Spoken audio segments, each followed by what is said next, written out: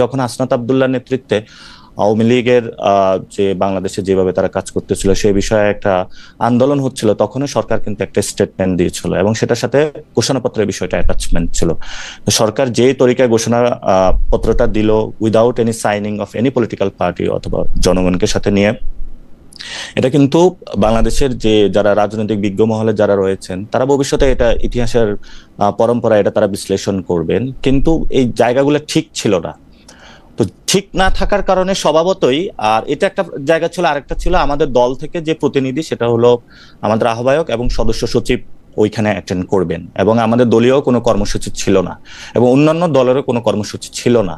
ফলত আপনি যদি বিএনপি অথবা জামায়াতের চিন্তা করেন, ওদের যারা লিডারশিপ তারাই ওইখানে গিয়েছে, তাহলে বাকিরা কি? কেউ বাসায় শুয়েছিল, কেউ তার নিত্য যে কাজ করেছে, কেউ বাজার করতে গিয়েছে, কেউ হয়তো ফ্যামিলিকে টাইম দিয়েছে, কেউ অথবা অন্য জায়গায় গিয়েছে।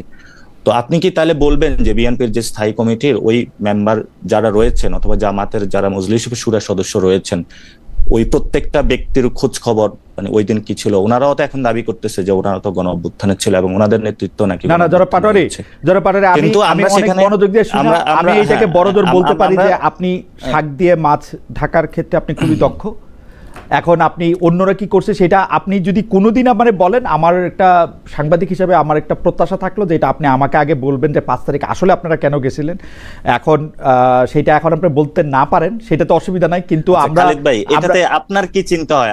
আমার মনে হয় যে আপনারা আমি যে ক্ষমতার দ্বন্দ্ব আমি আমার হাইপোথিসিসটা বলি, আমি যে ক্ষমতার দ্বন্দ্ব নিয়ে আপনাকে প্রশ্ন করছিলাম, আমার কাছে এটা একদম একদম একদম যদি আপনি আমার মত জানতে চান, আমি মনে করি যে এটা আপনাদের ভেতরকার ক্ষমতার দ্বন্দ্ব। আপনারা মনে করেছেন যে সেখানে নাহিদ সাহেবকে আমন্ত্রণ জানানো হয়েছে, আপনারা মনে করেছেন যে সেখানে অন্য জাহি সাহেবদের আমন্ত্রণ জানানো হয়েছে, আপনাদেরকে প্রপারলি আমন্ত্রণ জানানো হয় নাই। সেই জন্য আপনারা রাগ করে সেই রাগটা দেখানোর মতো করে, এবং আপনারা জানেন বাংলাদেশে আপনারা পরিচিত, আপনারা যেখান দিয়ে যাবেন, বিমানবন্দর দিয়ে যেখান দিয়ে যাবেন, আপনারা 100টা মাস্ক পরলেও লোকে আপনাদেরকে চিনবে, চিনে লোকে ধারণা করবে আপনারা কেন এখন কক্সবাজার যাচ্ছেন। এবং আমরা কিছু সাংবাদিক হয়তো আরেক পা আগায়া বাড়ায়া মিথ্যা কথা শুনে ওটা হয়তো লিখবো, কিন্তু আপনারা এবং আপনারা প্রকাশ্যে এটা গিয়ে আপনারা একটা বার্তা দিতে চাইছেন, আমরা সবাই বার্তাটা পাইছি। ডক্টর সালাম, আমি মানে আমি দুঃখিত, আমার আওয়াজ না আপনি বললেন আবার আমার গলার আওয়াজ একটু বাইরে যাওয়াতে ডক্টর সালামের কানে লাগতেছে কথা। আমি এইখানে জাস্ট একটু অ্যাড করে দিচ্ছি, এটা কোনো ক্ষমতার দ্বন্দ্ব, আপনার যে পারসেপশনটা রয়েছে এই পারসেপশনের জায়গায় আপনি সরে আসতে পারেন, এটা ক্ষমতার দ্বন্দ্ব না আমাদের মধ্যে এই জায়গাটায়, অর্থাৎ আমাদের লিডারশিপের জায়গাটাতে আমরা যারা আছি ক্ষমতার দ্বন্দ্ব নাই আমাদের, আমরা এই জায়গাটায় মানে সবাই ছাড় দিয়ে চলাফেরা করি। খুবই ভালো লাগলো শুই না।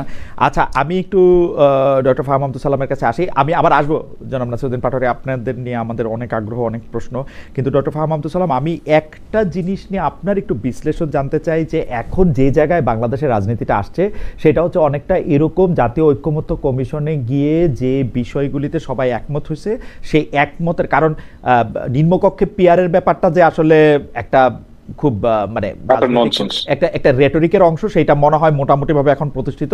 সুতরাং যেই জায়গায় সেটা আটকে থাকতেছে সেটা হচ্ছে যে যে বিষয়ে ঐক্যমত্য হবে সেই বা ঐক্যমত্য হয়েছে অলরেডি, তারা কখন সেগুলি ইমপ্লিমেন্টেড হবে? এটা কি এখন হবে নাকি বিএনপি যেরকম বলতেছে যে সেটা মানে পরবর্তী এখন তো হওয়ার কোনো উপায় নেই, এইটা নিয়েই কিন্তু আসলে লাগতেছে। আপনার কাছে কি মনে হয় যে এটা নিয়ে যদি একটা যেটাকে বলে আমরা একটা অচল অবস্থা সৃষ্টি হয়, সেটার রাজনৈতিক না মানে এখন তো পার্লামেন্ট নাই, এখন পার্লামেন্ট ছাড়া তো আপনি এগুলোকে কেমন করে আপনি মানে পার্লামেন্ট ছাড়া আপনি কিভাবে সংবিধানকে চেঞ্জ করবেন?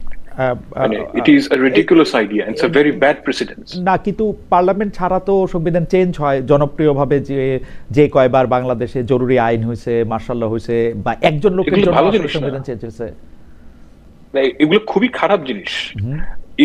কিন্তু উপায়টা কি? যদি উপায়টা ইজ ভেরি সিম্পল, বলেন তো উপায়টা কি? আপনাকে তিনটা political party, let's say BNP 855টার মধ্যে 750টার মধ্যে রাজি হয়েছে, right? And they would say, promise করবে যে আমরা এই 750টা ইমপ্লিমেন্ট করব। যেই কটাতে সবাই রাজি হয়েছে সেই কটাতে সবাই মিলে ঠিক করবে যে আমরা, আমাদের প্রথম কাজ হবে কি যে আমরা যখন গভর্নমেন্ট ফর্ম করবো পার্লামেন্টে গিয়ে আমরা ডিবেট করে এই 750টা যে ইনক্লুশন সেগুলোকে আমরা অ্যাকসেপ্ট করবো। বাকি যে পয়েন্ট গুলো আছে যেগুলোতে ধরা যাক এখন পর্যন্ত কোনো একমত নাই, সেই ক্ষেত্রে আপনি ধরে নিবেন যে 3 পলিটিক্যাল পার্টি 3 জনই বলবে যে সাপোজ আপনার 100টার মধ্যে সমস্যা আছে, রাইট, অথবা 50টার মধ্যে সমস্যা আছে, তারা তাদের ম্যানিফেস্টোতে বলবে যে আমরা এই version of this we will implement that, এবং আমরা এটাকে এমন ভাবে রিড করবো যে পাবলিক যাকে ভোট দেয় তার ম্যান্ডেট আছে ওই জিনিসগুলো তার মতো করে করা, যেই 50টার মতন বাদ আছে। কিন্তু যেই 750টা গভর্নমেন্টকে, 3টা পলিটিক্যাল পার্টিকে বাংলাদেশের মানুষকে প্রমিস করতে হবে যে আমরা এই 750টা এই এতগুলো যেই সংস্কার সেগুলোতে আমরা সবাই কমিট করলাম না। Why this is important? আমরা অ্যাজ এ পলিটি আমাদেরকে একটা বুঝতে হবে যে আমরা একটা লম্বা জার্নিতে শুরু করলাম। আমরা যদি একটা জিনিস প্রমিস করি জনগণের কাছে, সেই প্রমিসটা আমাদের রাখতে হবে, এবং এই প্রমিসটা যদি আমি না রাখি তাহলে আমাকে নেক্সট ইলেকশনে আপনি এটার জন্য ভোট দিবেন না আমাকে।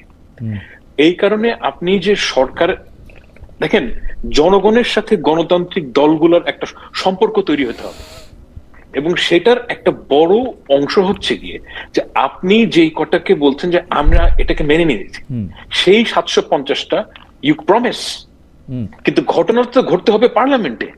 পার্লামেন্টে আপনি কি মানে যদি না যান আপনি কিভাবে এটা করবেন? না, আপনি ডক্টর সালাম, আমি এখানে 2টা প্র্যাকটিক্যাল সমস্যার কথা বলে আপনার কাছে একটু নিদান চাই। একটা প্র্যাকটিক্যাল সমস্যা হলো আমরা কিন্তু বিএনপিকে আগে দেখছি, আমি একদম স্পষ্ট মনে করতে পারি যে 2001 সালে বিচার বিভাগ আলাদা করার ক্ষেত্রে সব কিছু নিয়ে রেডি ছিলেন ব্যারিস্টার সৈয়দ ইশতিয়াক আহমেদ, সেই সময়কার আইন উপদেষ্টা, কিন্তু তাকে জানানো হয়েছিল যে এটা বিএনপি গভর্নমেন্টে গিয়ে এটা করবে, পার্লামেন্টটা করবে, 5 বছর এটা করে নাই, ফ্যাক্ট রিমেন্স। এখন আমি যদি 90-এর গণ আন্দোলনের তুলনা দেই, যেই তুলনা আপনি অনেকবার দিচ্ছেন, আপনারা আমি শুনি, সেইটার ক্ষেত্রেও সেটা আসলে করতে পারে না। এখন বিএনপি ক্ষমতায় গিয়ে যেগুলির ব্যাপারে একমত হয়েছে সেগুলি যে করবে, সেইটা আমরা মানে এত বড় নদীতে আমরা নৌকাটা বাঁধবো কেমনে? মানে আমরা তো আর এটা বিশ্বাস করতে পারি না। মানে আচ্ছা, what is your other option? আর দ্বিতীয়টা আদার অপশনটা বরং আমি নিদানটা আপনার কাছে। আর দ্বিতীয়টা হইল যে বিএনপির ক্ষেত্রে যদি আমি দেখি, এখন যদি বিএনপি আর এনসিপি যখন তারা ইলেকশন করবে, তখন ইলেকশন করতে গিয়ে যদি তারা বলে যে দেখো বিএনপির জন্যই এটা আমরা ইমপ্লিমেন্ট করতে পারলাম না, এটা তো বিএনপির জন্য রাজনৈতিকভাবেও খারাপ। এখন আদার অপশনটা আপনি ভাইবা আমাদেরকে একটা বলতে পারেন, কিন্তু আপনি যদি বলেন যে সংবিধান ছাড়া কোনো অপশনই নাই, তাইলে এটা একটু মানে কেমন শোনায়। না, আপনার তো লিগ্যাল টুলটা নাই, মানে আপনি তো আমরা তো ওই যে যেটা ভূতাপেক্ষ বা রেট্রোস্পেক্টিভ বলি না, ওরকম ভাবে তো আমরা করতে পারি। আমরা তো করছি আসলে 17টা সংশোধনী আমাদের সংবিধানের, খারাপ উদাহরণ কিন্তু আছে তো। It's a very bad thing. দেখেন, আমি আপনাকে একটা কথা, আমি একটা জেনুইন ওপিনিয়ন বলি আমার, যে বাংলাদেশে যদি আপনি আওয়ামী লীগের মতন যদি একটা বিরোধী দল থাকে, এবং যদি এনসিপি, বিএনপি কিংবা জামায়াত ইসলামী ওই ধরনের বিরোধী দল হয়, তাহলে বাংলাদেশের রাজনীতি সামনে আগাবে না। একটা ডেমোক্রেসি হচ্ছে কি অনেক বড় ব্যাপার হচ্ছে কালচার। ডেমোক্রেসির সবচেয়ে বড় ব্যাপার হচ্ছে জেন্টলম্যানস এগ্রিমেন্ট। আপনি যদি সারাক্ষণ ঝগড়ার মোডে থাকেন, আপনি কিচ্ছু অ্যাচিভ করতে পারবেন না, নাথিং। কারণ কথা হচ্ছে যে আপনি সংবিধানে সবকিছু লিখে দিতে পারেন, কিন্তু ওটাকে যদি আপনি ওটা যে মানবেন, এটা কিন্তু এসেনশিয়ালি একটা জনগোষ্ঠীর পলিটি হয়ে ওঠার একটা নিদর্শন। এই যে পলিটি হওয়ার জন্য আপনাকে তো সব পক্ষকে, মানে আপনি তো প্রথম স্টেপ হয় ডিস্ট্রাস্ট, আপনি কিচ্ছু অ্যাচিভ করতে পারবেন না, এটা গ্যারান্টিড। এবং আমি মনে করি যে 2001 সালের বিএনপি আর এখনকার বিএনপি এক বিএনপি না, রিয়ালিটি হ্যাজ চেঞ্জড। ঠিক সেভাবে 2001 সালের জামায়াত ইসলামী এখনকার জামায়াত ইসলামী না। এবং আমি মনে করি না যে যেই প্রমিস গুলো, মানে যেই ব্যাপারগুলো ঐক্যমত হয়েছে অলরেডি, সেগুলো ইমপ্লিমেন্ট না করার কোনো উপায় থাকবে বলে আমার মনে হয় না।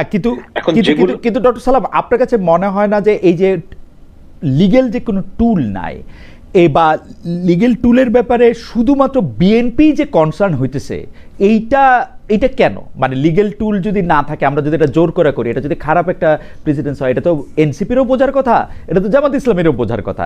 এনসিপি বা জামাত ইসলামী লিগ্যাল টুলটা না থাকা সত্ত্বেও এটা করতে বলতেছে, বিএনপি কেন সংবিধানকে বাঁচানোর জন্য, সংবিধানের মর্যাদা সুমহান রাখার জন্য এত বেশি ব্যস্ত এখন? ইট ইজ নট অ্যাবাউট সংবিধানের মর্যাদা, ইট ইজ অ্যাবাউট হচ্ছে আপনি যদি দেখেন NCP is not going to form the government, that this is the reality. মানে আমরা অনেকভাবে বলতে পারি, বাট রিয়ালিটি হচ্ছে এরকমই। এখন এনসিপি যারা গভর্নমেন্ট ফর্ম করবে না তাদের জন্য অনেক ধরনের কথা বলা সম্ভব। যখন আপনি অ্যাকচুয়ালি গভর্নমেন্ট রান করবেন তখন আপনি খেয়াল করবেন যে অনেক জিনিস কাজ করা যায় না। আপনি সরকার যদি ফর্ম করতে না হয় তাহলে আপনি বলতে পারেন ইন্ডিয়াকে খায়া দাও, ভাঙ্গা দাও, সবকিছু। কিন্তু যখন আপনি অ্যাকচুয়ালি রান করবেন government, then you see the reality is difficult.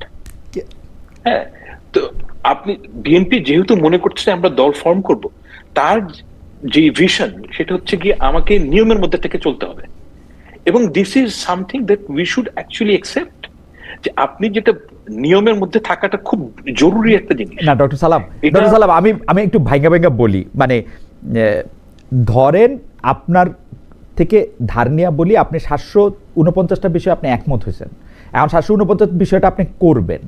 এখন এইটা আপনি এনসিপি এবং জামায়াত ইসলামের দাবি কিন্তু সরল, ওরা বলতেছে যে আপনি এটা প্রমিস করেন বা এটা নিয়ে এখনই করেন। হ্যাঁ, এখন আপনি এটা প্রমিস করতেছেন যে এটা আপনি করবেন, এটা যদি এখন সংবিধানে আপনি ওরা যেমনি চাইতেছে এমনি চাইতে করতে, তারপরে গিয়ে আপনি সরকার গঠন করলেন, তারপরে এটা আপনি মাইনে নিতে আমার মনে হয় না অত বড় অসুবিধা থাকা দরকার। যতটা অসুবিধা হচ্ছে জি জি বলেন। আমি তো যতদূর জানি যে প্রমিস তারা করবে, প্রমিস, কিন্তু তারা প্রত্যেকটা প্রমিস করবে না। যেই কয়টা বিষয় তারা ঐক্যমতে পৌঁছেছে সেগুলো তারা প্রমিস করবে, এবং ওই কয়টার ব্যাপারেই কথা হইতেছে, কিন্তু ওই কয়টার ব্যাপারে না। এখন ব্যাপারটা হচ্ছে কি যে বিএনপি প্রমিস করতেছে যে এই কয়টা তারা করবে, কিন্তু তারা আবার পাশাপাশি বলতেছে আমরা ইমপ্লিমেন্ট করব নতুন সরকার আসার পরে। এইখানে আমাদের মধ্যে একটু সন্দেহ দেখা দিচ্ছে। আমরা মনে করতেছি যে there is no other way। আমি তো দেখি না যে আপনি কিভাবে কাজটা করবেন, কারণ আপনি তো পার্লামেন্ট যদি না থাকে, আমি প্রেসিডেন্সিয়াল অর্ডার দিয়ে করে নিব এটা, এখন পরে পার্লামেন্টে এটা ঠিক করে নিব, পরে পার্লামেন্টে ঠিক করে নিব, অর্ডিন্যান্স, জাস্ট অ্যান অর্ডিন্যান্স। হ্যাঁ, অর্ডিন্যান্স করে আমি বদলাই নিব, কি আর সংবিধান একটা বই খাতা, আমি এটা অর্ডিন্যান্স দিয়েই করে নিব, পরে গিয়ে পার্লামেন্টে গিয়ে এটা ঠিক করব। দেখেন, অর্ডিন্যান্সের আমি জানি না, অর্ডিন্যান্সের তো সানসেটিং হয় সম্ভবত, মানে 5 বছর 6 বছর পর। এখন যদি সানসেটিং, আমি ঠিক বাংলাদেশের সময়টা জানি না, মানে এক্স্যাক্টলি কখন সানসেটিং হয়।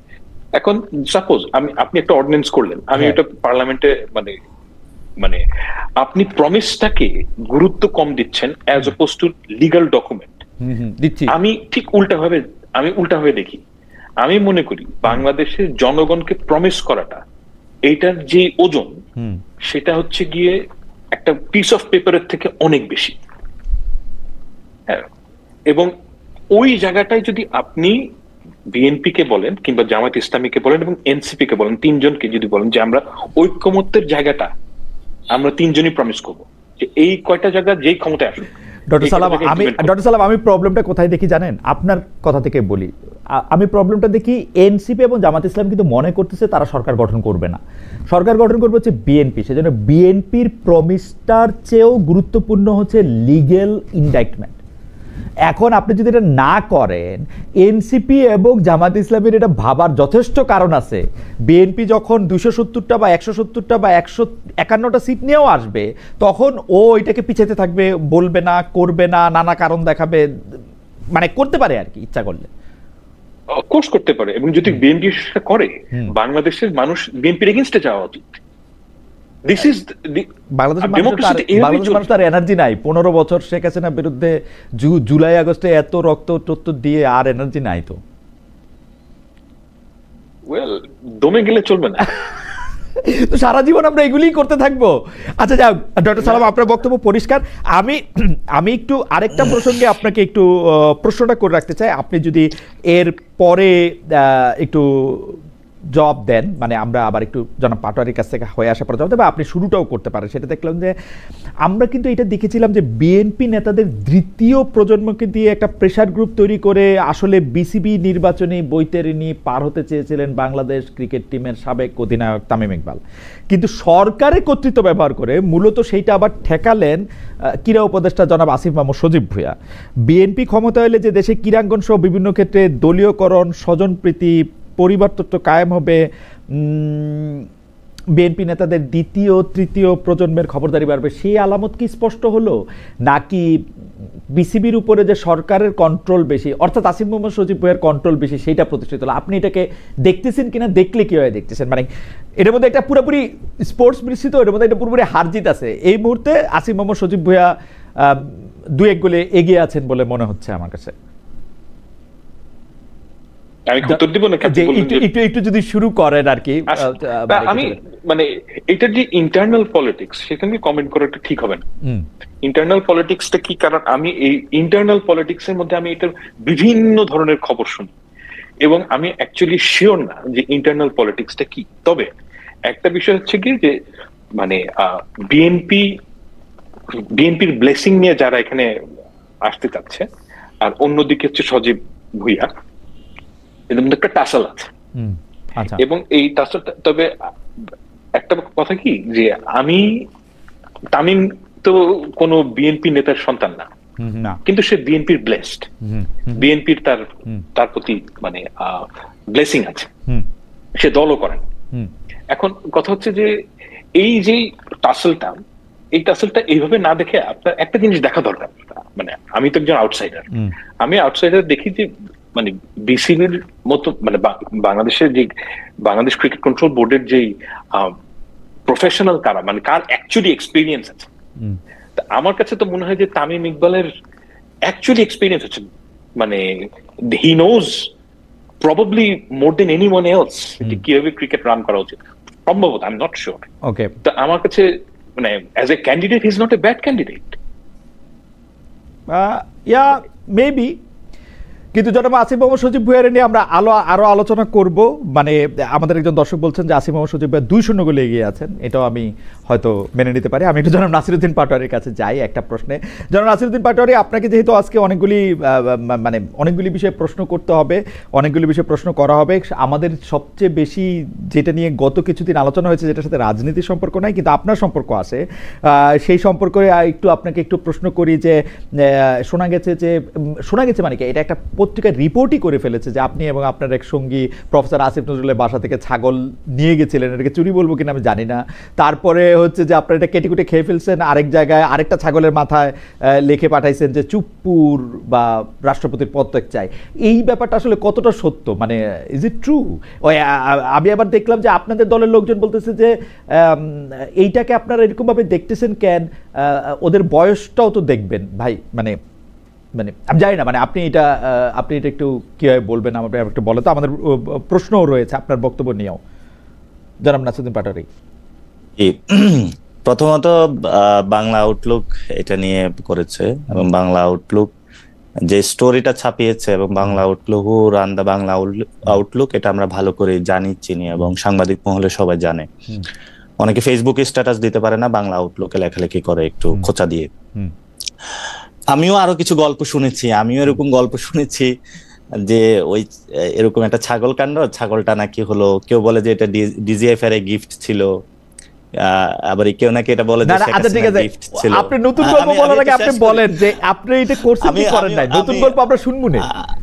আমি ওই গল্পতে আসতেছি। জি, প্রথমত হলো যে এই মানে যারা ছাগল যে কাণ্ড, তো অনেকগুলা গল্প আছে, তবে কিছু গল্প মানে আমি মানে এরকম আমি প্রত্যক্ষদর্শী হয়েছিলাম যে যারা এই রিলেটেড কাজে ছিল, তো জিজ্ঞেস করছিলাম যে কেন, বললো যে ওর কারণে চুপ্পুটাকে পদত্যাগ করার যায় না বা কোনো কিছু, এটা ক্ষোভ ছিল। আর আবার অনেকে বলতেছে যে আমি সবসময় সবাইকে বলেছিলাম যারা উপদেষ্টা আছে, কোন একটা প্রসেসের মাধ্যমে করতে হবে। মানে কেউ যদি কোনো খারাপ কাজ করতে হবে, সেটার একটা লিগ্যাল প্রসেস থাকতে পারে, ইথিক্যাল প্রসেস বা সোশ্যাল ভ্যালু, সব প্রসেসের মধ্যে থাকতে হবে। তো আমি অনেকগুলা গল্প শুনেছিলাম, কিন্তু বাংলা আউটলুক যেটা করেছে এটা টোটালি এই স্টোরিটাকে স্পয়েল করে দিচ্ছে আর কি। সেটাতে আমার নামটা এনে, কিন্তু আমি এটাতে কোনো মানে এটাতে আমি কোনো কমেন্টও করি নাই। কিন্তু জনাব রশিদ আবার বলছেন যে হ্যাঁ এরকম একটা ঘটনা ঘটছে, এইটা আবার কেমনে হলো?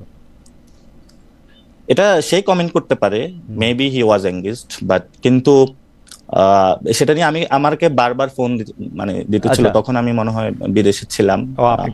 আমি এটা নিয়ে কোনো কমেন্টও করি নাই, এবং আমি ওই ফুল যে স্টোরিটা, আমার এটা দেখে অনেক হাসি পাইছে, এটা আমার ফুলটা মানে সত্য না, তবে আসিফ স্যারের যে ছাগল খাওয়া হয়েছে রান্না বান্না করে, এটা সত্য, এটা আমি শুনেছি।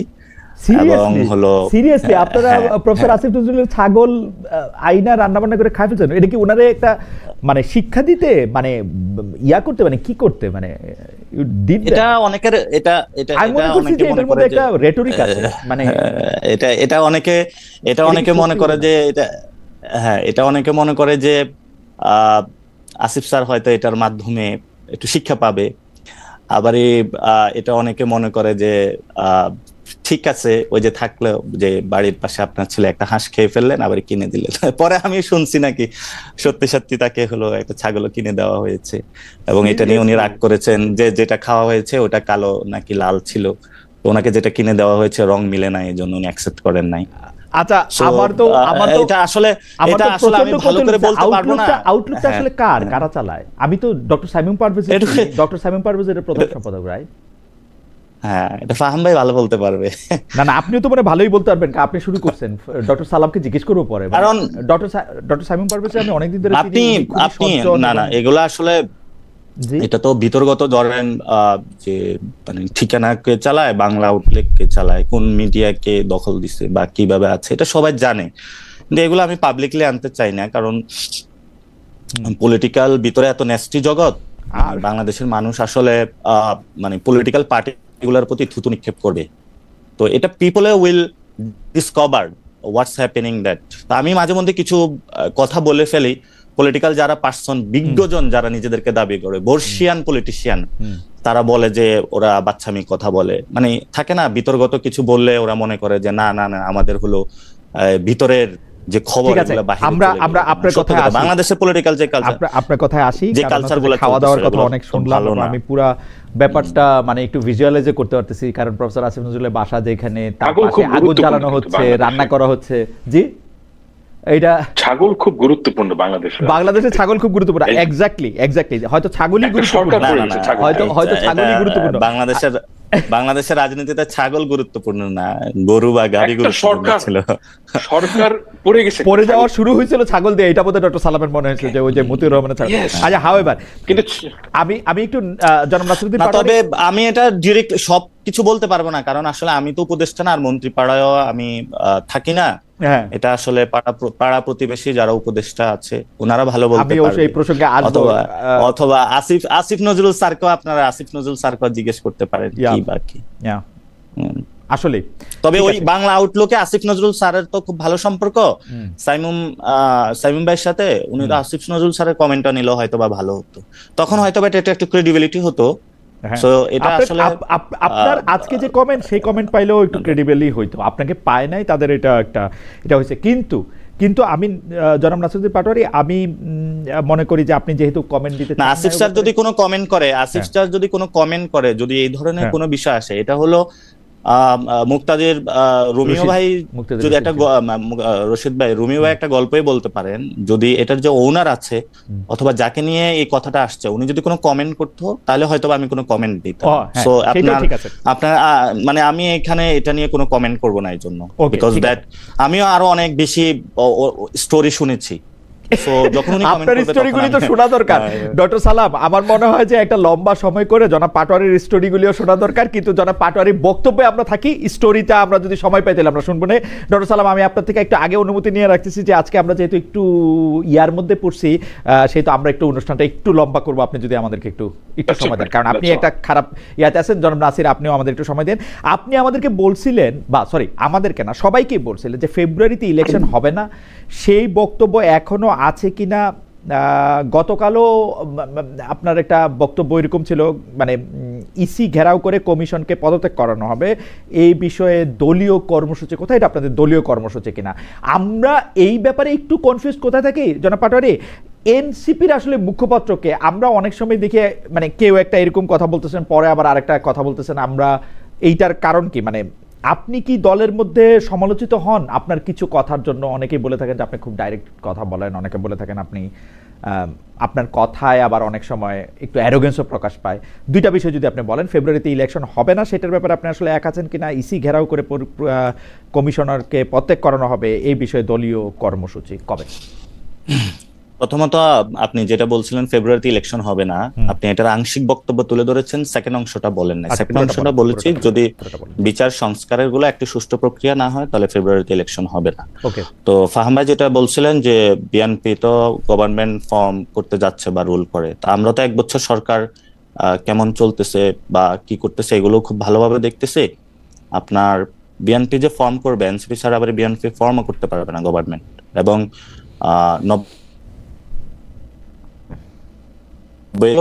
পিপল এখন একটু সন্দিহান রয়েছে যে আসলে সামনে কি করতে যাচ্ছে। তো কিছু প্র্যাকটিক্যাল অ্যাসপেক্ট বলি, এগুলা তো আপনি যেহেতু প্র্যাকটিক্যাল অ্যাসপেক্ট গুলা পেতে চাচ্ছেন, এখন যেটা জামায়াতে ইসলামী প্রভিশনাল যে কনস্টিটিউশনাল যে অর্ডার চাচ্ছে, এটা কিন্তু পিওসি বেসিক্যালি এটা পাকিস্তানে হয়েছিল। তো সেখানেও আমাদের কিছু রিজার্ভেশন রয়েছে, বিকজ দ্যাট পিওসির মাধ্যমে কিন্তু মার্শাল লর একটা সুযোগ সৃষ্টি হয়েছিল, তো সেখানে আইয়ুব খান ক্ষমতায় এসেছিলেন, আর অনেকগুলো কাহিনী ঘটেছিল। এবং জামায়াত ইসলামের যে পলিটিক্স সেখানের মধ্য দিয়ে কিন্তু বিপ্লব বা যে কোনো কেওয়াজ হলে তাদের অনেক বেশি প্রফিট হয়, যেহেতু এটা রেভলিউশনারি ক্যাডার ভিত্তিক অর্গানাইজেশন। তো আমরা সেই জায়গাতেও খুব কনসার্ন থাকি যাতে এই ধরনের কোনো পরিস্থিতি সামনে সৃষ্টি না হতে পারে। সেকেন্ড যেটা হলো, বিএনপি বলছে যে একটি মানে 5 তারিখে একটা মিটিং হওয়ার কথা, সেখানে হোপসো বিএনপি এই পর্যায়ে এসেছে। আমি যতটুকু জানি তারা রাজি হবে যে একটি প্রেসিডেন্সিয়াল অর্ডারের মাধ্যমে এই প্রসেসটা আগানো, এবং ভবিষ্যতে সংসদে এসে তারা এই জিনিসটা করবে। তো এখন পর্যন্ত মানে এটার কিভাবে খুব ভালো করে সম্পন্ন করবে, এটাতে বিএনপিও একটি ভালো সলিউশন দিতে পারে নাই, জামায়াত ইসলামী একটি সলিউশন দিতে পারে নাই। আমি আলী রিয়াজ স্যার থেকে শুরু করে বাংলাদেশের মানে বিএনপির যিনি থিঙ্ক ট্যাঙ্ক হিসাবে লিগ্যাল ক্ষেত্রে ওনারা বুদ্ধি পরামর্শ নিয়ে থেকে, বোরান স্যার, রিদওয়ান স্যার থেকে শুরু করে জামায়াত ইসলামীর যারা বুদ্ধি নিয়ে থাকে, শিশির মনির, সবাই থেকে একটু কথা বলার সুযোগ হয়েছিল। সেই জায়গা থেকে যতটুকু বুঝি ওনারা হয়তো পলিটিক্যাল কারণে এই জায়গাটা বলতেছে, কিন্তু যখন আমরা তাদের সাথে তর্ক বিতর্ক এবং আলোচনার মধ্যে যাই, আমরা যে প্রপোজিশনটা দিয়েছিলাম নিউ কনস্টিটিউশন, সেই জায়গাটা ওনারা অনেকাংশে এগ্রি বা সম্মত হয়। কারণ বাংলাদেশের সত্যিকার অর্থে যদি আমরা ডেমোক্রেটাইজেশন এবং আমাদের অতীতের যে ইনস্টিটিউশনালের যে ভেঙে পড়া দুরবস্থা থেকে বেরোয় আসতে চাই, সেই জায়গা থেকে। ফাহাম ভাই একটি কথা বলেছিলেন একটু আগে, আমি ফাহাম ভাইকে খুবই সম্মান করি, যে বলেছিলেন নিয়মের মধ্যে থাকতে চান। তাহলে এই গণঅভ্যুত্থানকে পিপলকে আপনি ওয়েলকাম জানাইছেন নাকি জানান না? তাহলে আপনি নিয়মের মধ্যে থেকেই 5 বছর পরে যে ইলেকশনটা হবে সেই ইলেকশনের প্রসেসের মধ্যেই আপনি শেখ হাসিনাকে বিদায় করতেন, এবং গত 3টে ইলেকশনে আপনার এত ভোট ব্যাংক থাকা সত্ত্বেও আপনি নিয়মের মধ্যে থেকেই শেখ হাসিনাকে আপনি বিদায় করতে পারেন, মানে এবং শেখ হাসিনা হলো নিয়ম ক্রস করে ফেলছে। সো আমি যে এজেন্সটা বলতে চাচ্ছি, আপনি কোশ্চেনটা করেছিলেন যে ফেব্রুয়ারিতে ইলেকশন হবে কিনা। সো আমরা যদি লিগ্যাল পার্সপেক্টিভ ওয়েতে দেখি, বাংলাদেশ 5 অগাস্টে গত বছরের যে জায়গাটা ছিল এখনো কিন্তু ওই জায়গাটা রয়ে গিয়েছে। এখনো 106 এর নিয়মের ব্যত্যয়ের করেই তো এই কাজগুলো এখন হচ্ছে, এবং সংবিধানের অধিকাংশ জায়গাটাই কিন্তু হলো অলরেডি এটা আছে নাকি নাই। কোনো কাজ সংবিধানের অধীনে হয়, কোনো কাজ সংবিধানের অধীনে হয় না, এবং বিএনপি ওই কাজগুলোতে সন্তুষ্ট রয়েছে। কিন্তু আমি একটা জিনিস বুঝছি, আপনারা তো সংবিধানটারই ছুঁড়ে ফেলা দিতে চাইতেছেন বা সংবিধানটা আপনারা মানতে চাইতেছেন, তো সেই সংবিধানে এটা সংযুক্ত হোক এইটারই আপনারা এত বেশি গুরুত্ব কেন দিচ্ছেন? ডক্টর সালাম কিন্তু বলতেছিলেন যে এইটা নিয়মের বাইরে গিয়ে উনি বলতেছেন যে সংবিধানের চেয়েও কিন্তু এই আন্দোলন, এই অভ্যুত্থান, এই প্রমিস পোস্ট 5 আগস্ট অনেক বেশি গুরুত্বপূর্ণ। কিন্তু আপনারা সেই সংবিধানটার মধ্যে এটা চাইতেছেন কেন, যে সংবিধানটা আপনারা ফেলা দিতে চান? আপনি হয়তো মিস করেছেন, আমাদের প্রস্তাবনাটা ছিল গণপরিষদ। আমরা তো এই সংবিধানের মধ্যে থেকে গণপরিষদ না, মানে এই যে এখন ইমপ্লিমেন্টেশনটা কখন হবে সেইটা আপনারা প্রেসিডেন্সিয়াল অর্ডার করেই কেন এটা চাইতেছেন, মানে কারণটা কি? আমরা তো প্রেসিডেন্সিয়াল অর্ডারের কথা বলি নাই, আমরা তো বলেছি নিউ কনস্টিটিউশনের মধ্য দিয়ে হোক, নিউ কনস্টিটিউশন মানে সবকিছু। জি, আমরা তো গণপরিষদের কথা মানে গণপরিষদের কথা বলতেছেন যে গণপরিষদ করে হোক, এটা আমরা নতুন করে না, এটা আমরা কনসেনসাস কমিশনে আমরা যে প্রস্তাবনাটা দিয়েছিলাম সেটার মধ্যে আমরা গণপরিষদ একদম সংবিধান ছুঁড়ে ফেলে দিয়ে নতুন করে সবকিছু রিস্টার্ট করার কথা বলেছিলাম। এখন যেটা হতে যাচ্ছে এখন আমি যতটুকু কথা শুনেছি যে তারা একটি প্রেসিডেন্সিয়াল অর্ডার করবে এবং ইলেকশনের সময় গণভোটের একটা প্রস্তাবনা নিয়ে আসতে চাচ্ছে। সেখানে পিপলস উইলে থাকতে পারে, অর্থাৎ না তারা গণপরিষদ, না তারা অ্যামেন্ডমেন্ট। কারণ বিএনপির যে কথাটা বলেছিল আমরা সেখানে অবজেকশন দিয়েছিলাম, কারণ সংবিধানের যে স্ট্রাকচার সেটাই চেঞ্জ হয়ে গেছে। মানে আপনারা যদি গণপরিষদের নির্বাচন চান বা গণপরিষদটাই যদি আপনারা চান, তাহলে বর্তমান যে সংবিধান আছে সেইটা কতদিন পর্যন্ত অ্যাক্টিভ থাকবে, নতুন একটা সংবিধান না হওয়া পর্যন্ত? গণপরিষদ যখন আমরা বলি তখন এই যখন গণ অভ্যুত্থানটা হয়ে গেছে পিপলস উইলের মধ্য দিয়ে তখনই তো সব সংবিধানটা বাতিল হয়ে গেছে তো তাহলে এখন আপনি এখন আপনি বিচার কাজ বাংলাদেশ সরকারের কাজ সেটা কি দিয়ে চালাতেছেন তাহলে? এটা তো আমরা অনেক আগ থেকে বলে আসছি যে একটি যদি ঘোষণাপত্র হতো অথবা একটি পেপার হতো যেটা সবার মধ্য দিয়ে এবং সেটার মধ্যে দিয়ে বাংলাদেশ পরিচালনাটা হলে ভালো হতো। এখান তো আমরা তো আমাদের জায়গা থেকে সরি নাই। আচ্ছা, আপনার জায়গা থেকে সরেন না, কিন্তু আপনারা মানে আচ্ছা যাই হোক, আমি এটা নিয়ে আর আপনার সাথে বিস্তারিত কথা নিশ্চয়ই আরেকদিন বলবো। আমি আপনাকে আপনার দুটা কথা বা আপনাদের দলের দুইটা কথা একটু স্মরণ করে দিতে চাই। যে আপনাদের দলের একজন নেতা সামান্তা শারমিন, তিনি খুব যুগান্তরকে বলেছেন যে নির্বাচনের আগে বিশেষ প্রকল্প ফাঁস করা হবে। আপনার কাছ থেকে আমরা একটু জানতে চাইবো যে সেই বিশেষ প্রকল্পটা আসে কি। আপনারকে আমরা কোট করছি যেখানে আপনি বলতেছেন যে বেশ কয়েকজন উপদেষ্টা দুর্নীতিতে জড়িয়েছে, অনেকের আত্মীয় স্বজনের খবর আমরা পাচ্ছি, উপদেষ্টাদের কে কে দুর্নীতির সাথে যুক্ত হয়েছে তা জনগণের সামনে প্রকাশ করবে এনসিপি। এগুলি এনসিপির নিজস্ব, মানে আপনাদের নিজস্ব, আপনারা যারা এনসিপির নেতা আছে তাদের নিজস্ব ভাবনা নাকি এনসিপির দলীয় ভাবনা, এইটা একটু আমরা আপনার কাছ থেকে শুনবো। কিন্তু আমরা একটু ডক্টর সালামকে শুনে আসি। ডক্টর সালাম, দুইটা বিষয়, একটা হচ্ছে যে এইটা ঠিক যে বিপ্লব নিয়ম মেনে হয় নাই, গণ অভ্যুত্থান নিয়ম মেনে হয় নাই, তারপরেই তো সংবিধান এটা হয়ে গেছে, আমরা সংবিধানকে এরকম করে রক্ষা করতে চাইতেছি কেন, প্রমিসের থেকে এইটার বেশি এটা গুরুত্বপূর্ণ, এই বিষয়টা থেকে আপনি একটু বলবেন। আরেকটা জিনিস হচ্ছে আমাদের প্রশ্নটা কিন্তু একটু পরে বলি, এটা আপনারটা যদি একটু আপনি শুনে নেই, আমাদের অরিজিনাল প্রশ্ন ছিল। জি আচ্ছা, আমি একটু উত্তর দিই। জি জি পাটোয়ারি আমাকে একটা প্রশ্ন করলেন, সেটা হচ্ছে কি যে বিএনপি তো গত 3টা নির্বাচন করতে পারেনি, আওয়ামী লীগের যে গণ অভ্যুত্থানের তো আইন মেনে হয়নি। It's true. কারণ হচ্ছে গিয়ে যে আমরা যখন শেখ হাসিনা হচ্ছে গিয়ে অসুর, শেখ হাসিনা যেই কাজটা করছে সেটা হচ্ছে গিয়ে যে সে প্রত্যেকটা নিয়ম ভেঙে ফেলছে। এখন আপনি যখন মানুষকে ইলেকশন করতে দিচ্ছেন না, তখন আপনাকে উৎখাত করা ছাড়া কোনো উপায় নেই। এবং আলটিমেটলি পুরো বাংলাদেশ সেই উৎখাত করার পর্যায়ে যখন গ্রাজুয়েট করছে তখন হাসিনা হেলিকপ্টার করে পালায় গেছে। এটা হচ্ছে গিয়ে রিয়ালিটি।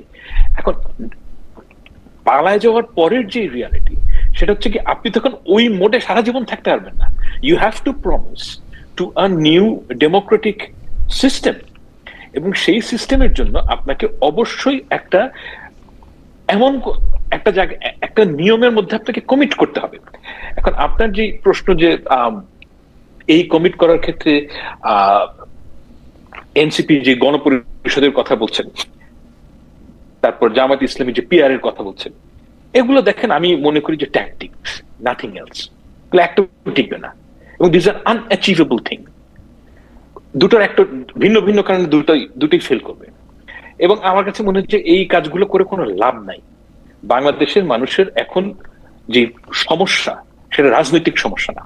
আমাদের দেশের মানুষরা যদি রাস্তাঘাটে গিয়ে যে কোনো লোককে জিজ্ঞেস করেন, তার যে রিয়েল লাইফের যে প্রবলেম, সেটা হচ্ছে কি ল এন্ড অর্ডার খুব খারাপ। বাংলাদেশের ইকোনমিক রিকভারি যথেষ্ট স্পিডি হচ্ছে না, কোনো জব নাই। এগুলো হচ্ছে সাধারণ মানুষের সমস্যা। আমাদের দেশের সকল পলিটিক্যাল পার্টির এই ব্যাপারে কনসেনসাসে আসা দরকার। রাজনৈতিক কনসেনসাস হচ্ছে এটা বেশি জরুরি, যে আমরা এই জায়গাগুলোকে কেমন করে ট্যাকল করব, ওটা অনেক বেশি জরুরি জিনিস। আপনি আওয়ামী লীগকে বাংলাদেশের সত্যিকারের যদি অতীত বানাতে চান, আপনি যদি আওয়ামী তন্ত্র থেকে সত্যিকারের উত্তরণ চান, তাহলে বাংলাদেশের মানুষকে তাদের যে সুবিধাগুলো দিতে হবে, গভর্নেন্স দিতে হবে। আপনি যদি গভর্নেন্স দেন, আপনি যদি আওয়ামী লীগের চেয়ে বেটার কিছু ডেলিভার করেন, 10 বছর পর আওয়ামী লীগ এমনিতেই নাই হয়ে যাবে। কিন্তু আপনি যদি সারাক্ষণ এই পলিটিক্যাল কাজিয়ার মধ্যে থাকেন, এগুলো একটাও অ্যাচিভ করা যাবে না। এটা হচ্ছে কি বাংলাদেশের বাস্তবতা আমার কাছে মনে হয়। এবং এই জায়গাটায় আমার কাছে মনে হয় যে জামায়াত ইসলামী এবং এনসিপি কমপ্লিটলি ভুলভাবে রিড করছে জিনিসটা। আমিও সেই বিষয়টা নিয়ে আপনার সাথে কন্টেস্ট করতে চাই না, সেটাতে অনেক আলাপটা একটু লম্বা হয়ে যাবে। কিন্তু আপনি যেভাবে বিষয়টা দেখতেছেন, সেটা কি আপনার কাছে মনে হয় যে এইভাবেই আসলে যারা গণ অভ্যুত্থানের নেতৃত্ব দিয়েছে, অর্থাৎ এই ক্ষেত্রে যদি আমরা এনসিপিকে ধরি, জামায়াত এবং বিএনপিকে যদি ধরি যে তারা পাশে ছিল, তাহলে এনসিপিরও কি আসলে এইভাবেই চিন্তা করা উচিত যে কোথাও গিয়ে থামাটা এইখানেই থামতে হবে, যেই সংবিধানটাকে সাথে করে নিয়ে সাবেক সরকার অনেক বেশি টাইরান্ট হয়ে উঠছিল, সেই সংবিধানটার মতো করেই নিয়ম কানুন আইনি বৈধতা সবগুলি ঠিক রেখে চলতে হবে, এটা কি তাদেরও মানতেই হবে? মানে তাদের কাছে কি আরো কোনো অপশন নাই? মানে আমরা কি ভাবতে পারি না যে বিপ্লবটা বা অভ্যুত্থানটা বা আমাদের এই কনসেনসাসটা আরেকটু এক্সটেন্ড করা যেতে পারে, টিল আরেকটা সংবিধান আমরা লিখলাম, বা win the election and do it, as simple as that. Okay, আপনার যদি মনে হয় জামায়াতে ইসলামী এবং এনসিপি যদি মনে করে যে আমাদের একটা এক্সট্রা রাইট আছে কিংবা আমাদের এক্সট্রা কোনো অবদান আছে, please win the election and do all the changes that you want, as simple as that. কিন্তু আপনাকে ডেমোক্রেসির মূল আপনি এখানে বলতেছেন যে ঠিক আছে, জনগণ যদি ম্যান্ডেট দেয়, জনগণ যদি এই কথার উপরে আপনাদেরকে ভোট দেয়, তাহলে তো আপনারা এসে এটাই করতে পারবেন। কিন্তু সেই ক্ষেত্রে এই সংবিধান দিয়েই যাইতে হবে আসলে, এবং আমিও আসলে এই সংবিধানে যাওয়া ছাড়া কোনো উপায় দেখি না। মানে এই ক্ষেত্রে আমি কোনো উপায় দেখি না। তাহলে আপনি কোর্ট চালাবেন কেমনে? আপনি আসলে মানে মানে ব্যুরোক্রেসি কেমনে চালাবেন? বাংলাদেশের মানুষকে কিভাবে, মানে সোশ্যাল সেফটি নেট যেগুলি আছে সেইগুলি আপনি কিসের ভিত্তিতে করবেন? এর কোনোটাই আসলে মানে এগুলি খুব জটিল প্রশ্ন। যাই হোক, আমি আপনাকে প্রশ্নটা করতেছি, আমি শুধু দর্শকদের জরিপে একটু জানা রাখি। কার্যক্রম নিষিদ্ধ থাকা আওয়ামী লীগ নির্বাচনে অংশ নিতে পারবে না, বিদেশি সংবাদ মাধ্যমকে বলেছেন প্রধান উপদেষ্টা ডক্টর মোহাম্মদ ইউনূস। প্রিয় দর্শক, এই অবস্থান সমর্থন করেন কিনা? শতকরা 56% সমর্থন করেছেন, শতকরা 44% এটাকে সমর্থন করেন নাই। 33,000 ভোট এইখানে দেয়া হয়েছে। যাই হোক, আমি একটু এই জাতিসংঘের অধিবেশনের সফরের প্রসঙ্গের মধ্যে আসি। জামাতের চেয়ে তুলনামূলকভাবে বড় স্তরের নেতা এরকম অনেকে বলছেন যে, কারণ মির্জা ফখরুল ইসলাম আলমগীর প্র্যাকটিক্যালি বিএনপি দলটাকে চালাচ্ছেন। তিনি মানে যদি আমরা হায়ারার্কিতেও বলি, তাহলে দ্বিতীয় বা তৃতীয় প্রধান নেতা আমাদেরকে বলতে হবে তাকে। তিনি বলেছেন যে ডক্টর ইউনূসের বক্তব্যের মধ্যে বা অ্যাপ্রোচের মধ্যে তিনি সাবেক রাষ্ট্রপতি জিয়াউর রহমানের প্রতিচ্ছবি দেখতে পাচ্ছেন।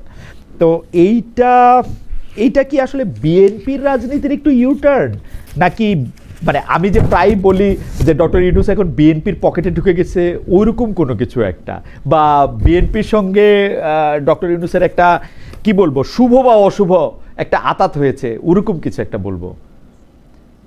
না, আমি এভাবে দেখি না জিনিসটাকে। আচ্ছা, আমি আপনি যেহেতু প্রশ্নটা করলেন এবং যাকে নিয়ে, না কারণ হচ্ছে কি 2-3 মাস আগে আমরা দেখছি যে বিএনপির উপরে অনেকটা রাগ করে এনসিপির ডাইকা ডক্টর ইউনূস পদ ছেড়ে দিতে চাইছিলেন।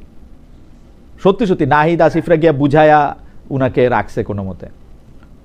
দেখেন, আপনি আমাকে এমন একটা প্রশ্ন করেছেন যে এই প্রশ্নের উত্তর দিলে আমার কিছু ব্যক্তিগত অভিজ্ঞতার কথা না বললেই।